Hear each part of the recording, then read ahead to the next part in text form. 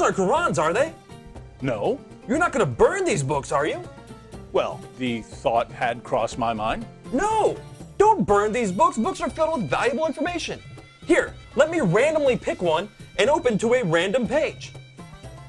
Uthman sent to every Muslim province one copy of what they had copied, and ordered that all the other Quranic materials, whether written in fragmentary manuscripts or whole copies, be burnt. Let me see that.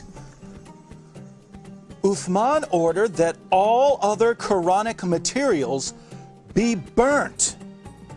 So there's already been a Burn the Quran Day. But why, Nabil? I don't know, David. Perhaps one of these other books that are filled with valuable information can help. It's a good thing you didn't burn them. Let's take a look at one at random. Oh, here's one. Sahih Muslim. Abu Musa al-Ash'ari sent for the reciters of Basra. They came to him and they were 300 in number. They recited the Quran and he said, "You are the best among the inhabitants of Basra, for you are the reciters among them. So continue to recite it. But bear in mind that your reciting for a long time may not harden your hearts, as were hardened the hearts of those before you." Good. Wow, it says they had their hearts hardened. Well, what happened next? Let's keep reading and find out. We used to recite a surah which resembled in length and severity to Surah Barat. I have, however, forgotten it, with the exception of this, which I remember out of it. If there were 2 valleys full of riches for the son of Adam, he would long for a 3rd valley, and nothing would fill the stomach of the son of Adam but dust. And we used to recite a surah which resembled one of the surahs of Musabihat, and I have forgotten it. So this is saying that 2 chapters of the Quran are missing because Muslims forgot them. Let me see that. You're right. This is saying that 2 entire chapters are missing because Muslims forgot them. Hey Nabil, look at this. Ubay was the best of us in the recitation of the Quran, yet we leave some of what he recites. Ubay says, "I have taken it from the mouth of Allah's messenger and will not leave it for anything whatever." Wasn't Ubay the best reciter of the Quran? Yes! And wasn't he one of the best 4 teachers of the Quran? Yes! But he says stuff in his Quran that is not in this Quran.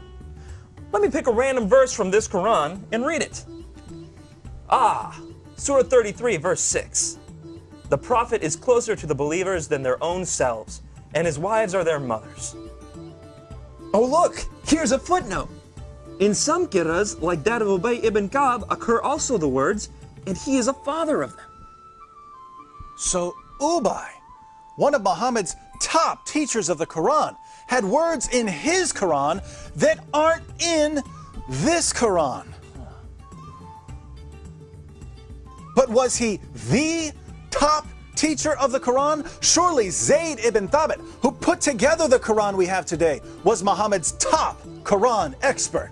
Well, actually, Ibn Masud was the first name that Muhammad mentioned when it came to learning the Quran. You know, surely one of these books would have something about him. Oh, look, here it is. I heard the Prophet saying, "Learn the Quran from 4. Abdullah ibn Masud, Salim, Mu'ad, and Ubay bin Ka'b." I wonder what Muhammad's top teacher of the Quran has to say about it. Let me pick up another one of these books at random. Here's one. The people had been guilty of deceit in the reading of the Quran.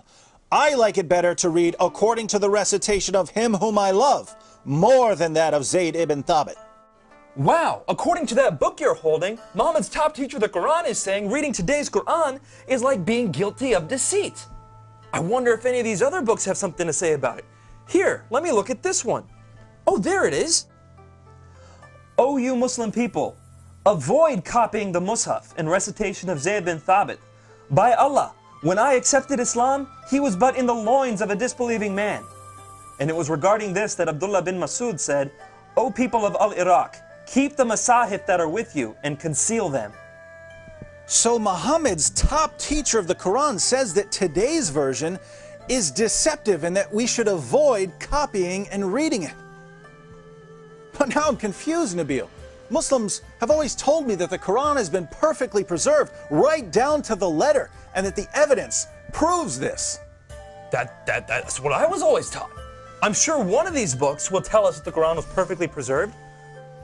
How about that one? Let's see. It was narrated that Aisha said, "The verse of stoning and of breastfeeding an adult 10 times was revealed, and the paper was with me under my pillow. When the messenger of Allah died, we were preoccupied with his death, and a tame sheep came in and ate it?" The verse of stoning and the verse of breastfeeding? David, are these verses in the Quran? No! Then why not? Because Aisha's sheep ate them! David, we should read all these books and get to the bottom of this.